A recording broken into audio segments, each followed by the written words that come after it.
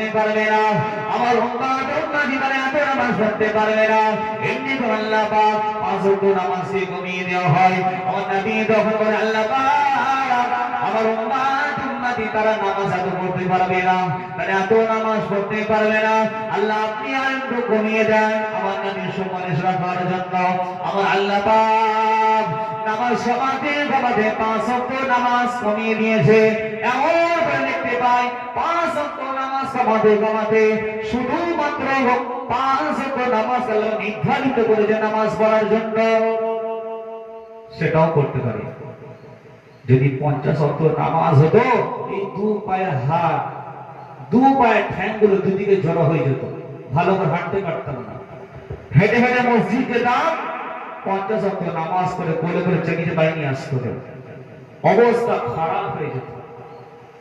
আমরা 2 রাকাত নামাজ পড়লে যতটা কষ্ট মনে করি, যদি 50 ওয়াক্ত নামাজ হতো, মানুষের জন্য কোনো কষ্ট না নামাজ, কিন্তু আমরা কষ্ট মনে করি। নামাজের মতো শান্তি দুনিয়ার জমিনে, পৃথিবীর জমিনে দ্বিতীয় কোনো শান্তি নাই। জোরে বলো সুবহানাল্লাহ, আর জোরে বলা গেল না। আল্লাহ রাসূল জানাচ্ছে নামাজের মধ্যে যে শান্তি পাওয়া যায়, দুনিয়ার মধ্যে কোন মানুষের মধ্যে কোন নর নারী, কোন জিনিস, কোন বস্তু, কোন জিনিসের মধ্যে সেই শান্তিগুলো পাওয়া যায় না। নামাজ পড়লে মানুষের অন্তর কর্ম যে ময়লাগুলো জমে থাকে পরিষ্কার হয়ে যায়। নামাজ পড়লে মানুষের ঈমান মজবুত হয়ে যায়। নামাজ পড়লে আল্লাহ খুশি হয়, নামাজ পড়লে নবী খুশি হয়। নামাজ পড়লে মানুষের পাহাড় গুনাহগুলো কমতে কমতে হালকা হতে থাকে। নামাজ পড়লে নবী আমার উম্মত উম্মতকে মহব্বত করবে, ভালোবাসবে। নামাজ পড়লে কবর আযাবের কোনো চিন্তা হবে না।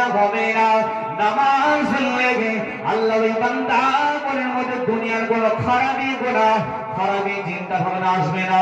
নামাজ পড়ে আল্লাহ তাআলার বান্দার মনের মধ্যে কোন নেশা জাতীয় জিনিস পান করতে মন যাবে না।